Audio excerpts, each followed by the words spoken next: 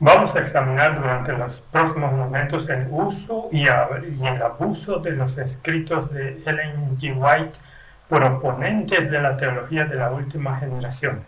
Algunas personas podrían decir que ocasionalmente los partidarios de la teología de la última generación hacen un mal uso de los escritos de la inspiración, no podemos negarlo, pero por los próximos momentos vamos a examinar el caso contra la teología de la última generación hecho por muchos que hacen un mal uso de los escritos de Ellen White. Pero antes de abordar este tema, un punto debe quedar muy claro. El caso en contra de la teología de la última generación no tiene simplemente un problema con Elena de White. El mayor problema con el caso contra la teología de la última generación es un problema bíblico. Y espero que esa realidad sea clara para cuando este simposio haya terminado. Lo que fue fascinante para mí mientras leía los libros recientes atacando la teología de la última generación fueron los diferentes enfoques que al menos dos de los libros utilizan al tratar con los escritos de Ellen White. El más destacado de estos nuevos libros, escritos por una colección de académicos, en su mayoría profesores del Seminario Teológico de la Iglesia Adventista del Séptimo Día, utilizan repetidamente y con autoridad los escritos de Elena G. de White en un esfuerzo por apoyar su posición. Aunque mostraremos en el transcurso de estas reuniones, incluida en la que estamos ahora, cómo las declaraciones que utilizaron fueron sacadas flagrantemente de contexto, o al menos muchas de ellas lo fueron, y cómo el significado obvio de esas declaraciones fue simplemente ignorado, y un montón de otras declaraciones a las que pudieron haber prestado atención fueron ignoradas en conjunto. Pero otro de estos libros, escrito por un autor denominacional muy prominente, que desde que se ha jubilado adoptó un enfoque muy diferente al primero y más significativo libro en sus propias palabras.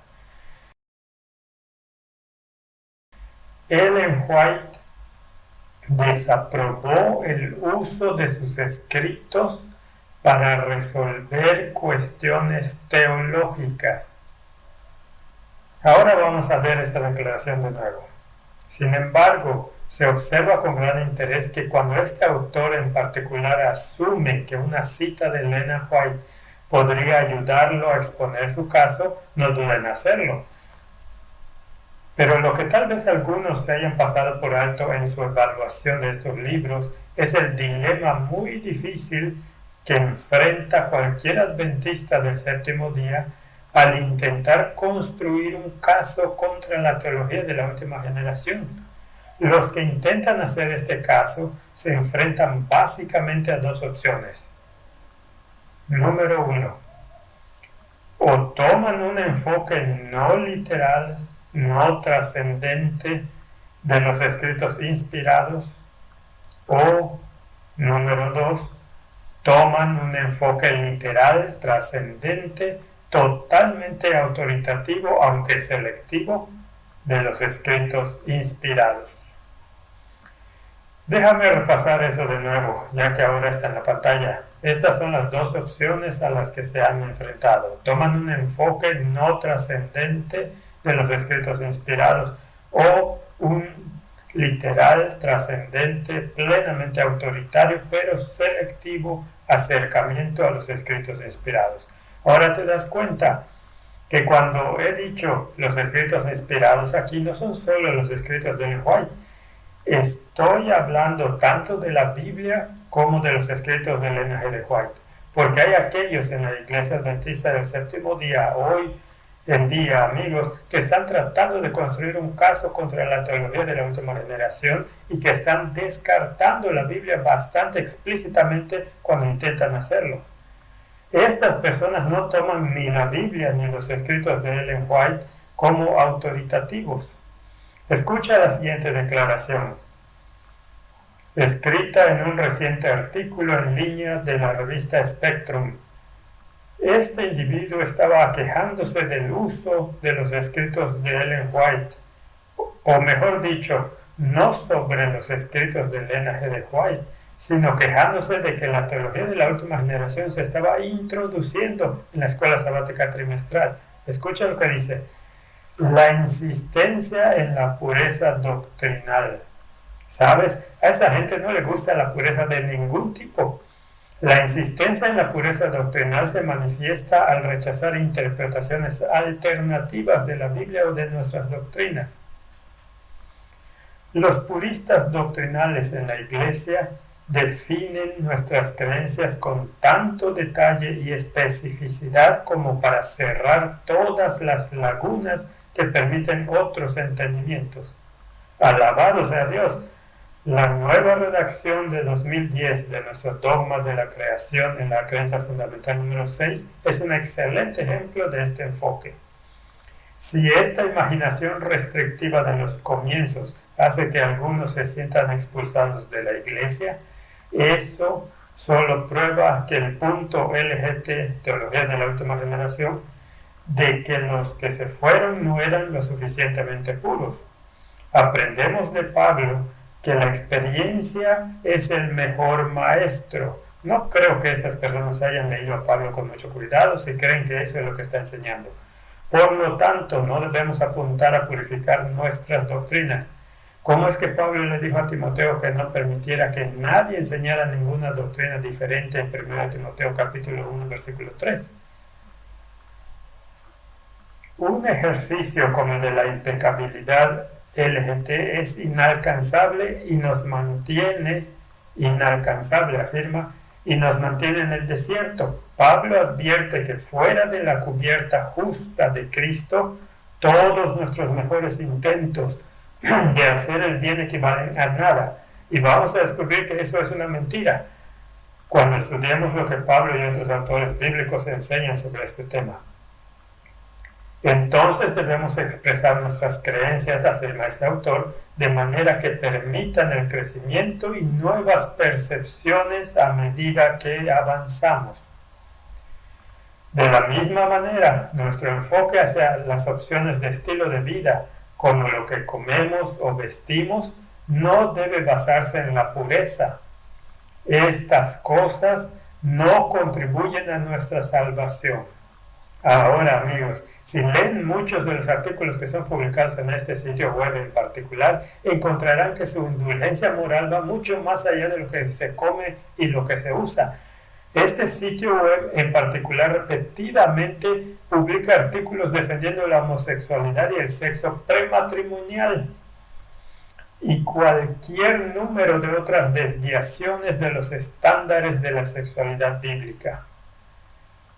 Pero el hecho es que si adoptas este enfoque al tratar de refutar la teología de la última generación, no vas a llegar muy lejos en la iglesia. Las personas que leen la revista Spectrum no son para nada como la mayoría en el movimiento adventista. Gracias a Dios por eso. Fuera de unos pocos círculos intelectuales, incluso en el adventismo occidental, este enfoque particular simplemente no va a circular. Ninguna editorial oficial de la iglesia que yo conozca imprimirá este tipo de liberalismo teológico extremo. Así que cuando se trata de las dos opciones de las que hablamos, en lo que respecta a la estrategia para refutar la teología de la última generación, es la segunda opción la que la mayoría de los críticos de esta construcción doctrinal prefieren usar. Pero en el fondo, como Napoleón en Waterloo, que cargó ambos flancos de Wellington y fue rechazado, y así no tuvo más remedio que cargar el centro de la línea británica, aquellos que desafían la teología de la última generación simplemente no tienen buenas opciones. O se marginan a sí mismos dentro de la iglesia, tomando una visión muy liberal de los escritos inspirados, o ven que usan la evidencia inspirada de forma selectiva, y así se abren a la eventual destrucción de su caso. no solo a través de la presentación de pruebas contrarias a partir de la inspiración por los defensores de la teología de la última generación, sino la demostración armoniosa entre todos los aspectos de esta evidencia. Este es un principio muy importante que vamos a aplicar en este mensaje y en otros mensajes que se van a exponer en el curso de este simposio. Pero ahora volvamos a la declaración de un destacado crítico de la teología de la última generación, donde dice que Elena G. de White desaprobó el uso de sus escritos para resolver cuestiones teológicas. Ahora, es cierto que hubo momentos cuando Ellen White pidió que no se utilizaran sus escritos para resolver problemas teológicos. Y un ejemplo de esto está en la controversia sobre el continuo en Daniel capítulo 8.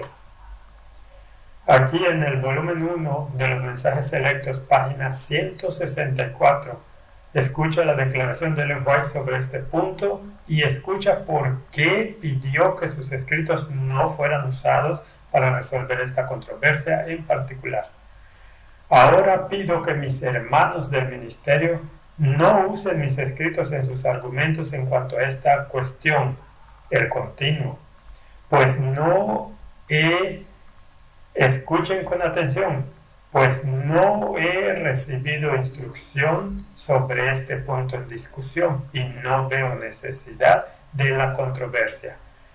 Nota que ella no dijo que sus escritos no debían usarse para resolver este problema, porque esto no era parte de su trabajo como mensajera del Señor. Más bien era porque no he tenido ninguna instrucción sobre el punto en discusión.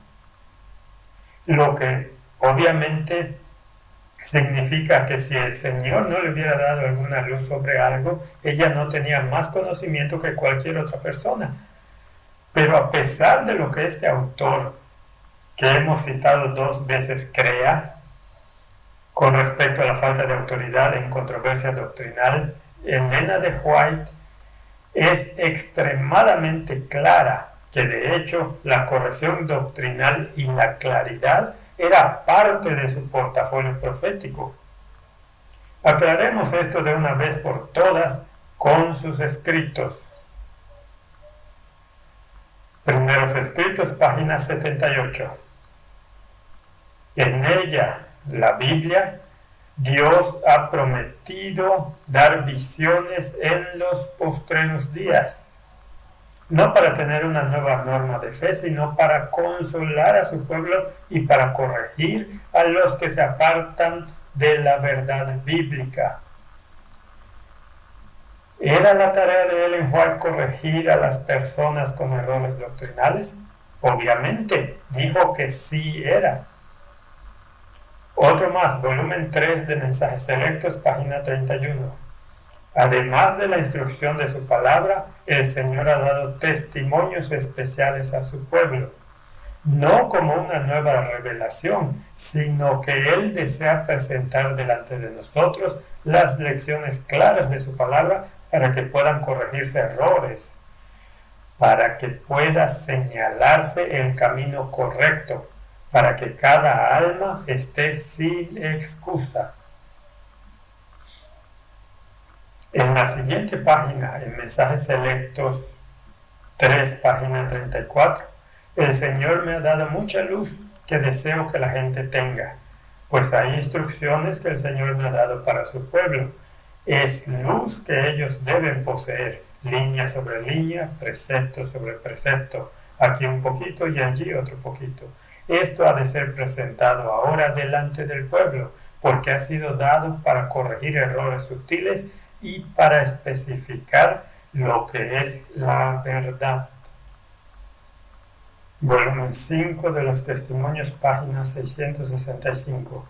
No son sacadas a relucir verdades adicionales. Por cierto, es la razón por la que Elena de White es la luz menor, porque la Biblia es la creadora de nuestras posiciones doctrinales y nuestras normas morales. Pero observe lo que Elena G. de White dice que debían hacer sus escritos. no son sacadas a relucir verdades adicionales, sino que Dios ha simplificado por medio de los testimonios las grandes verdades ya dadas. Sabes que la Biblia no dice no leer historietas, como lo hace Ellen White. Pero ¿qué dice la Biblia en Filipenses capítulo 4, versículo 8? Todo lo que es verdadero, todo lo honorable, todo lo justo, todo lo puro, todo lo amable, todo lo que es de buen nombre, si hay virtud alguna, si hay algo que merece alabanza, en esto pensad. Ellen White viene y simplifica estos principios bíblicos, y ese es solo un ejemplo. Vayamos a Colportor Evangélico, página 130. Esta es una cita poderosa, amigos. ¿Cuántos han leído cuidadosamente Patriarcas y Profetas, el conflicto de los siglos y el deseado de todas las gentes? Quiero que todos entiendan que mi confianza en la luz que Dios ha dado permanece firme, porque yo sé que el poder del Espíritu Santo magnificó la verdad y la hizo honorable al decir, este es el camino, andad por él. En mis libros, la verdad está establecida y protegida por un así dice el Señor. El Espíritu Santo grabó estas verdades en mi corazón y mi mente en forma tan indeleble como la ley fue grabada por el dedo de Dios en las tablas de piedra. Eso suena bastante autoritativo para mí, amigos. Volumen 2 de Dones Espirituales, páginas 98. Mi ángel acompañante me presentó algunos de los errores de los presentes y también la verdad en contraste con sus errores, que estos puntos de vista discordantes que afirmaban estar de acuerdo con la Biblia eran solo de acuerdo con su opinión de la Biblia y que debían dejar sus errores y unirse al mensaje del tercer ángel. Nuestro encuentro terminó victorioso. La verdad ganó la victoria. Y hoy necesitamos tener más reuniones como aquella en la Iglesia Adventista del Séptimo Día. Tomo 5 de los testimonios, páginas 6-16. Albergaban graves errores de doctrina y práctica. Dios me reveló esos errores en visión y me mandó a sus hijos que erraban para declarárselos. Obreros Evangélicos, página 317. En aquel tiempo, y una vez más ella está hablando de nuestra experiencia temprana como pueblo, se nos presentaba un error tras otro. Ministros y doctores traían nuevas doctrinas. Solíamos escudriñar las Escrituras con mucha oración y el Espíritu Santo revelaba la verdad a nuestra mente. El poder de Dios bajaba sobre mí y yo recibía capacidad para definir claramente lo que es verdad y lo que es error. Es difícil leer cualquiera de estos pasajes, amigos, y llegar a la conclusión de que Elena G. de White no vio como parte de su papel el esclarecimiento doctrinal y la corrección. Es por esta razón que la reciente sesión de la Conferencia General aclaró su posición sobre la autoridad doctrinal de Ellen White. En nuestra declaración anterior sobre la autoridad de Ellen White que adoptamos antes, y si nos fijamos en el manual de la Iglesia, la edición 2010, encontrará que los escritos de Ellen White se describen como una fuente continua y autorizada de la verdad. Y esa es una buena declaración. Pero en San Antonio aclaramos esto aún más. Y dice que sus escritos hablan con autoridad profética. Ahora, ¿cuál es la diferencia entre las dos? Amigos, pastores, iglesia y administradores, eruditos y teólogos son una fuente autorizada de verdad, pero es solo autoridad humana. La nueva declaración que dice que sus escritos hablan con autoridad profética está en un nivel completamente diferente. porque los profetas tienen una autoridad que nadie más en la comunidad humana posee. Esta es también la razón por la que la declaración que se votó en la última conferencia general, la declaración de confianza en los escritos de Ellen White, habló mucho más claramente y de hecho fue tan controversial que algunos de los delegados más liberales en la sesión intentaron tachar cierta parte de esta declaración. Si estuviste allí y miraste el debate o lo viste en la televisión, sabes de lo que estoy hablando. Escucha lo que dice la nueva declaración. Afirmamos nuestra convicción de que sus escritos están inspirados divinamente, verdaderamente centrados en Cristo y basados en la Biblia. En lugar de reemplazar la Biblia, ellos elevan el carácter normativo de las Escrituras y, escucha con atención, y corrige las interpretaciones inexactas de ella, de la Biblia, derivada de la tradición, la razón humana, la experiencia personal y la cultura moderna, como de lo que estábamos hablando en mi presentación anterior esta mañana. Un delegado europeo hizo la moción para eliminar esa última cláusula de la declaración. Gracias a Dios, su moción fue abrumadoramente derrotada. Y por lo tanto, la declaración que ahora tenemos dice muy claramente que los escritos de Ellen White son para el propósito de corregir errores culturales, tradicionales y teológicos que pueden surgir entre nosotros. Ahora la pregunta que algunos harán es, si la Biblia es su propio intérprete, ¿por qué necesitamos que Elena G. de White venga e interprete la Biblia por nosotros? Bueno, la respuesta es realmente muy simple. Dios necesita repetirse porque muchos no estaban escuchando la primera vez. Y vas a escuchar mucha repetición durante este simposio. Sabes que a los académicos en el mundo académico no les gusta la repetición, porque ellos piensan que los hace lucir un poco inteligentes. Pero a la gente común, como los ejecutivos de publicidad que trabajan en el mundo político, en el mundo empresarial, y probablemente hayas notado que estamos en medio de una campaña política ahora mismo, probablemente te hayas dado cuenta, si ves televisión, cuántos de esos comerciales se repiten una y otra vez. ¿Adivinen por qué? Porque se necesita tiempo y repetición para hacer que estas cosas lleguen a la gente. Y Dios tiene que usar el mismo método. Escuchen por qué Ellen White dice que esto es necesario.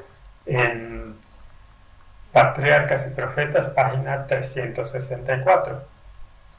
Si el hombre hubiera guardado la ley de Dios, tal como le fue dada a Adán después de su caída, preservada por Noé y observada por Abraham, no habría sido necesario el rito de la circuncisión. Ahora, lo que vamos a ver en esta declaración es cómo Dios ha tenido que repetirse con mayor claridad una y otra vez. Sigamos. Y si los descendientes de Abraham hubieran guardado el pacto del cual la circuncisión era una señal, jamás habrían sido inducidos a la idolatría, ni habría sido necesario que sufrieran una vida de esclavitud en Egipto.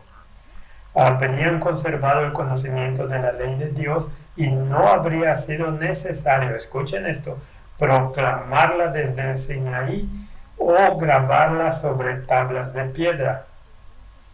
Y si el pueblo hubiera practicado los principios de los 10 mandamientos, no habría habido necesidad de las instrucciones adicionales que se le dieron a Moisés. Observa cómo Dios ha tenido que repetirse una y otra vez porque la gente no estaba escuchando su instrucción anterior. A algunas personas no les gusta este tipo de repetición porque piensan, puedes usar el sentido común y resolverlo. Bueno, ya sabes, Mark Twain lo dijo bien, ¿o no? El sentido común no es común. Esta es la razón por la que el Señor tiene que dar su consejo una y otra vez. Escucha cómo Ellen White explica esto en volumen 5 de los Testimonios, página 624. Pero pocos de entre vosotros saben realmente lo que contienen los testimonios. No estáis familiarizados con las Escrituras. Si os hubieseis dedicado a estudiar la palabra de Dios con un deseo de alcanzar la norma de la Biblia y la perfección cristiana, que es lo que vamos a estar discutiendo esta semana, no habríais necesitado los testimonios. Ahora, lo que haremos en los próximos minutos es mirar varios ejemplos de cómo los escritos de Ellen White han sido abusados de una manera muy conspicua por los críticos de la teología de la última generación. Una de estas declaraciones, y esta es una que estoy seguro que es muy conocida para la gente familiarizada con esta controversia. Las personas que están viendo este simposio probablemente han escuchado esta declaración citada muchas veces. Esto es del volumen 1 de los mensajes selectos, página 404. Los servicios religiosos, las oraciones, la alabanza, la confesión arrepentida del pecado ascienden desde los verdaderos creyentes como incienso ante el santuario celestial. Pero al pasar por los canales corruptos de la humanidad, se contaminan de tal manera que, a menos que sean purificados por sangre, nunca pueden ser de valor ante Dios. No ascienden en pureza inmaculada, y a menos que el intercesor que está a la diestra de Dios presente y purifique todo por su justicia, no son aceptables ante Dios. Todo el incienso de los tabernáculos terrenales debe ser humedecido con las purificadoras gotas de la sangre de Cristo. Él sostiene delante del Padre el incensario de sus propios méritos, en los cuales no hay mancha de corrupción terrenal. Recogen ese incensario las oraciones, la alabanza y las confesiones de su pueblo, y a ellas les añade su propia justicia inmaculada. Luego, perfumado con los méritos de la propiciación de Cristo, asciende el incienso delante de Dios plena y enteramente aceptable. Así se obtienen respuestas benignas. Ahora, amigos, Ellen White tiene claro que así como la Biblia se explica a sí misma, también lo hacen sus propios escritos. En el volumen 1 de los mensajes seleccionados, página 47, dice: los testimonios mismos serán la clave que explicará los mensajes dados, como las Escrituras son explicadas por las Escrituras. Entonces, ¿qué quiere decir Elena de White en la declaración del tomo 1, mensajes selectos, página 404, donde ella habla sobre la justicia de Cristo, purificando las palabras, las obras y los pensamientos del pueblo de Dios para que Dios pueda aceptarlos? Veamos algunas otras declaraciones donde ella usa el mismo o similar lenguaje y lo averiguaremos. Los Hechos de los Apóstoles, página 532. Ante los creyentes se presenta la maravillosa posibilidad de llegar a ser semejantes a Cristo, obedientes a todos los principios de la ley de Dios, pero por sí mismo el hombre es absolutamente incapaz de alcanzar esas condiciones. La santidad que según la palabra de Dios debe poseer antes de poder ser salvo es el resultado del trabajo de la gracia divina sobre el que se somete en obediencia a la disciplina y a las influencias refrenadoras del Espíritu de verdad. La obediencia del hombre, escucha con atención, la obediencia del hombre puede ser hecha perfecta únicamente por el incienso de la justicia de Cristo, que llena con fragancia divina cada acto de acatamiento. La parte que le toca a cada cristiano es perseverar en la lucha por vencer cada falta. Esto no se trata de una declaración legal, esto no está hablando de cubrir, está hablando de una transformación aquí en la tierra. Sí, está dirigido desde el cielo, pero pasa aquí en la tierra. Sigamos. Servicio Cristiano, página 352. Los méritos de Jesús han de ser mezclados con nuestros esfuerzos y oraciones o de otra manera estos resultan inútiles como lo fue la ofrenda de Caín. Si pudiéramos contemplar toda la actividad de los agentes humanos tal como aparece delante de Dios, veríamos que solo la obra efectuada con mucha oración, santificada, note esta palabra, santificada con el mérito de Cristo, soportará la prueba del juicio. Volumen 2 del Manuscript Releases, página 337. Ninguno de los obreros, ya sea que posean grandes o pequeños talentos, es demasiado para entregarse a Dios a fin de que sean santificados. Aquí está la palabra otra vez, y preparados para su servicio. Da todo lo que tienes y eres, y no es nada sin el mérito de la sangre que santifica la ofrenda. Si los que ocupan puestos de responsabilidad pudieran multiplicar 1000 veces sus talentos, su servicio no valdría nada ante Dios a menos que Cristo estuviera mezclado con todas sus ofrendas. ¿Y cómo se mezcla con todas sus ofrendas? Por santificación, no justificación. Review Herald, 26 de noviembre de 1901. Al hombre se le permite manejar los bienes del Señor. Así es probado y demostrado. Su corazón debe estar perfumado con el incienso de la justicia de Cristo. El Salvador debe obrar en él el querer y el hacer por su buena voluntad. Voy a hablar más de eso mañana por la tarde, a fin de que el manejo de los bienes que le han confiado lleve el endoso del Dios del cielo. Volumen 6 del Comentario Bíblico, página 11-18. La ofrenda que se le hace a Dios en un espíritu de reverencia y gratitud, Él no la acepta. Es el corazón humilde, agradecido y reverencial el que hace que la ofrenda, como un olor fragante, sea agradable a Dios. ¿Cómo sucede esto? A través de un corazón transformado. Volumen 7 del Comentario Bíblico, página 909. Entonces, ¿no daremos a Cristo lo que Él murió para redimir? Si haces esto, Él vivificará tu conciencia, renovará tu corazón, santificará tus afectos. Ahí está la palabra otra vez. Purificará tus pensamientos y pondrá todos tus poderes en acción para Él. Cada motivo y cada pensamiento será llevado cautivo a Jesucristo. Los que son hijos de Dios representarán a Cristo en carácter. Sus obras, escucha atentamente, sus obras estarán perfumadas por la infinita ternura, compasión, amor y pureza del Hijo de Dios. Y cuanto más completamente se entreguen la mente y el cuerpo al Espíritu Santo, mayor será la fragancia de nuestra ofrenda a Él. Así que no hay nada aquí sobre el pecado inevitable contaminando nuestra santificación, para que cuando llegue al cielo tenga que ser justificado por la justicia forense. Eso no es lo que dicen estas declaraciones.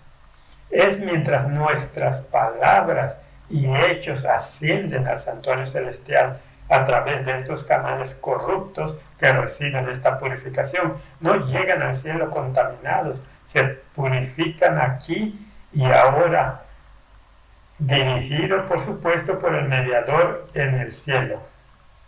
Ahora veremos otro conjunto de declaraciones que se ha utilizado incorrectamente por oponentes de la teología de la perfección. Uno de ellos está aquí en volumen 2 de los Testimonios, página 486.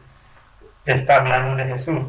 Él es un ejemplo perfecto y santo, dado para que lo imitemos. No podemos igualar el modelo, pero no seremos aprobados por Dios si no lo copiamos. Y de acuerdo con la capacidad que Dios nos ha dado, nos asemejamos a Él. Pero si miramos el contexto de esta declaración, amigos, encontraremos de qué modelo está hablando. Aquí en la misma página ella dice que Él, Cristo, dejó su gloria, sus dominios, sus riquezas y vino en busca de lo que estaba muriendo en el pecado. se humilló hasta sufrir nuestras necesidades para poder exaltarnos hasta el cielo. El sacrificio, la abnegación y la benevolencia desinteresada caracterizaron su vida. Él es nuestro modelo. Ahora, en el mismo volumen, un poco antes, encontramos esta declaración. Otra igual, volumen 2, página 154. Nuestro Señor y Salvador dejó a un lado su dominio, sus riquezas y su gloria, y vino a buscarnos para poder salvarnos de la miseria y hacer de nosotros seres semejantes a Él. Se humilló a sí mismo y tomó nuestra naturaleza para que pudiéramos aprender de Él, y al imitar su vida de generosidad y abnegación, pudiéramos seguirlo paso a paso hasta el cielo. No podemos ser iguales al modelo, pero podemos parecernos a Él y, de acuerdo con nuestra capacidad, obrar de la misma manera. Escucha ahora otra declaración, más adelante en este mismo volumen, y hay unas 8 de ellas en los escritos de Ellen White que utilizan este lenguaje. Volumen 2, página 555. Él dejó su gloria, su alto puesto, su honor y sus riquezas, y se humilló hasta compartir nuestras necesidades. No podemos igualar su ejemplo, pero debiéramos imitarlo. Aquí hay una declaración similar en el volumen 2 de Manuscript Releases, página 125-126. Nuestro Señor y Salvador amó a toda criatura, dejó a un lado su dominio, riquezas y gloria y nos buscó, pecadores, descarriados, infelices, para hacernos semejantes a Él. Se humilló a sí mismo y tomó sobre sí tu naturaleza. Y vamos a hablar de eso en la mañana, por cierto, para poder enseñarte a ser puro, correcto en carácter y libre de toda impureza del pecado, para que pudieras seguirlo al cielo. Él sufrió más de lo que cualquiera de ustedes será llamado a sufrir. Él lo dio todo por ti. ¿Qué le has dado a Jesús por este gran amor? ¿Has practicado lo mismo con tus hermanos? ¿Has copiado su ejemplo con paciencia, con abnegación? No puedes igualar al patrón, pero puedes parecerte a él. Parece que aquí hay otra declaración de Rabbi Herald del 5 de febrero de 1895. Nunca seremos llamados a sufrir como sufrió Cristo, porque los pecados, no de uno, sino los pecados de todo el mundo, fueron cargados sobre Cristo. Soportó la humillación, el reproche, el sufrimiento y la muerte, para que nosotros, al seguir su ejemplo, pudiéramos heredar todas las cosas. Cristo es nuestro modelo, el ejemplo perfecto y santo que se nos ha dado para seguir. Nunca podremos igualar el patrón, pero podemos imitarlo y asemejarnos a él según nuestra capacidad.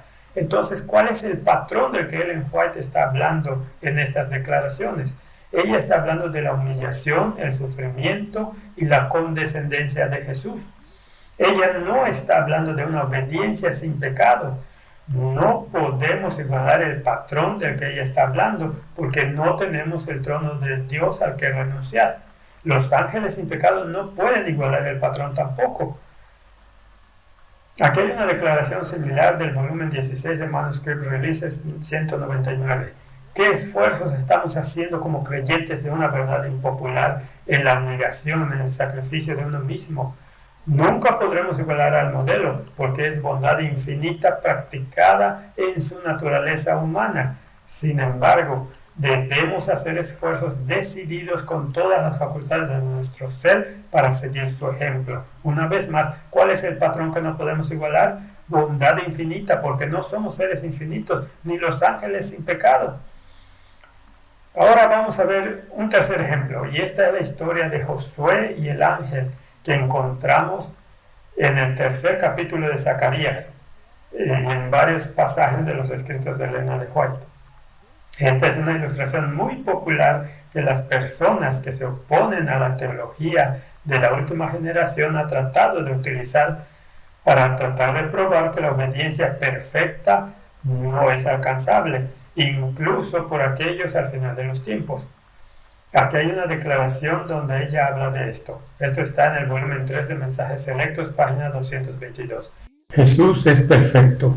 La justicia de Cristo les es acreditada a ellos, y Él dirá: quitadle las vestiduras viles y vestidlo de ropas de gala.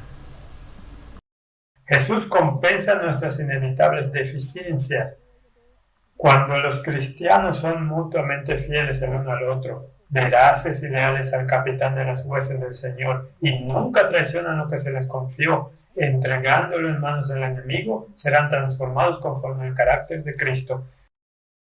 Ahora, por supuesto, el mandato de quitar las prendas sucias de Zacarías capítulo 3. Veámoslo.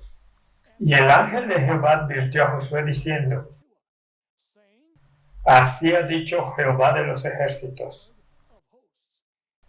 si andas en mis caminos y guardas mi ordenanza, tú también gobernarás mi casa y guardarás mis atrios, y yo te daré libre acceso entre estos que están de pie.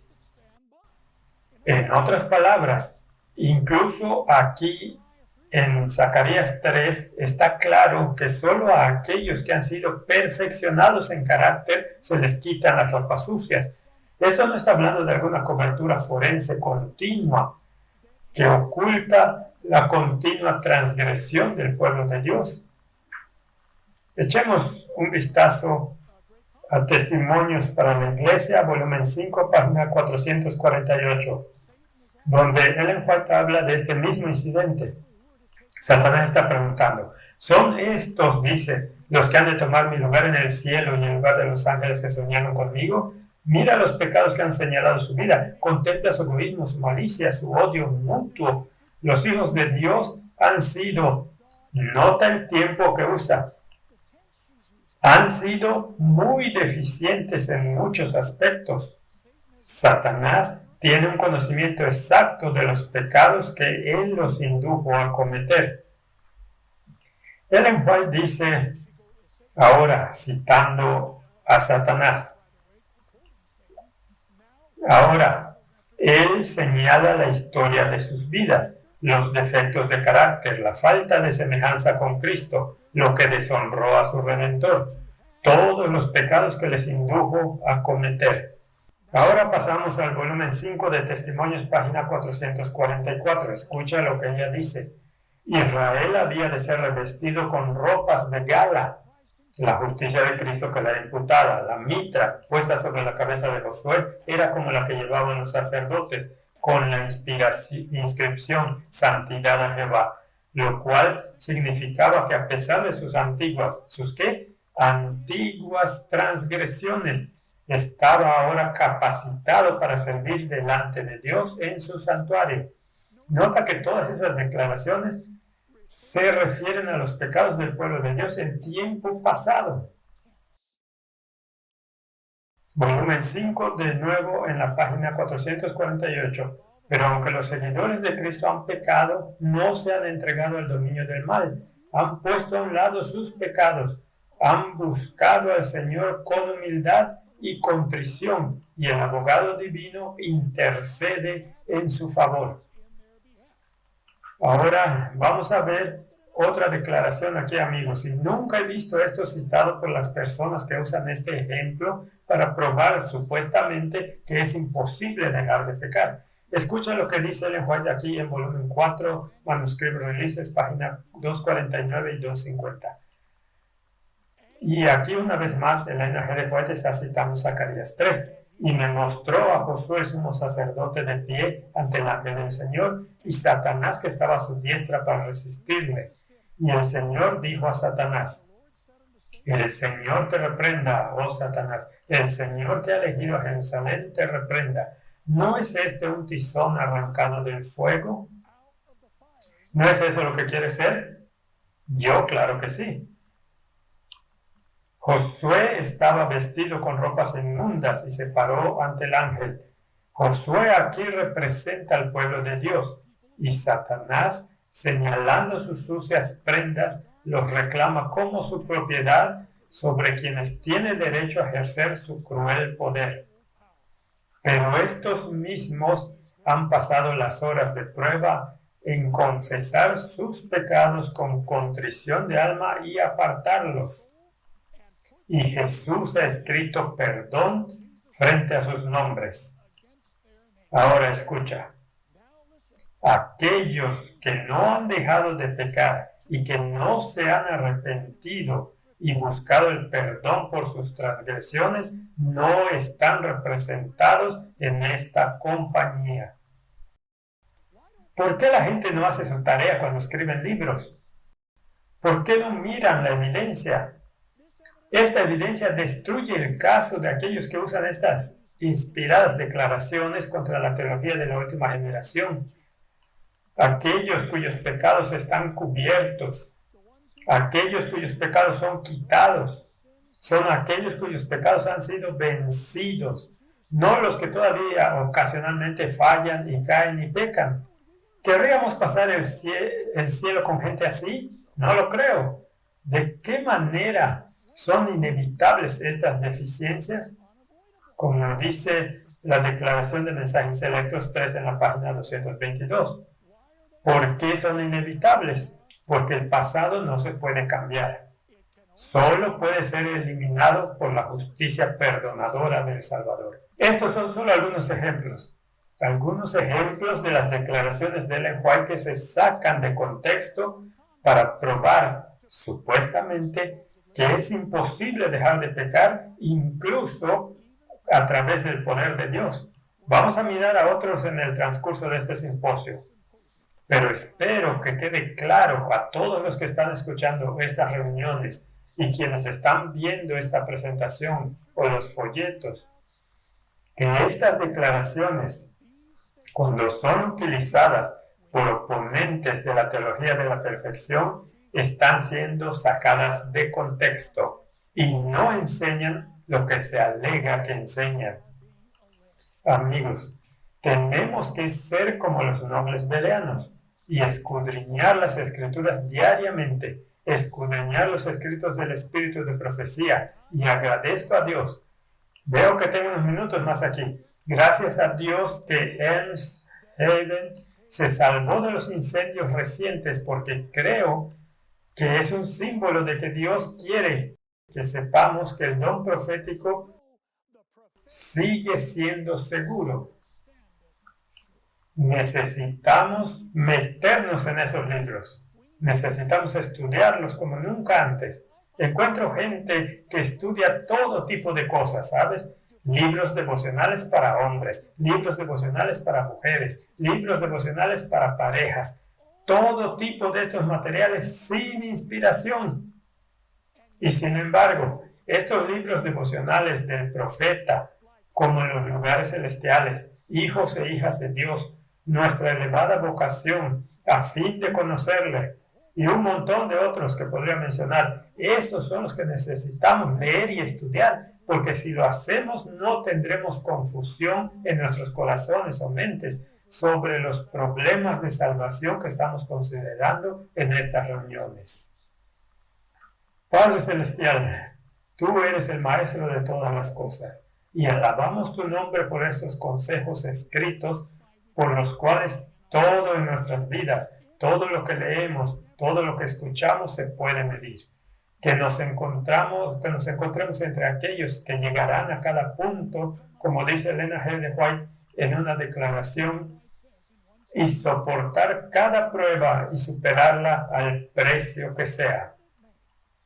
Que habrán escuchado el consejo del testigo fiel y recibirán la lluvia tardía y estar preparados para la traslación. Suplicamos estar entre esa compañía, querido Señor, en tu nombre y por tu causa. Amén.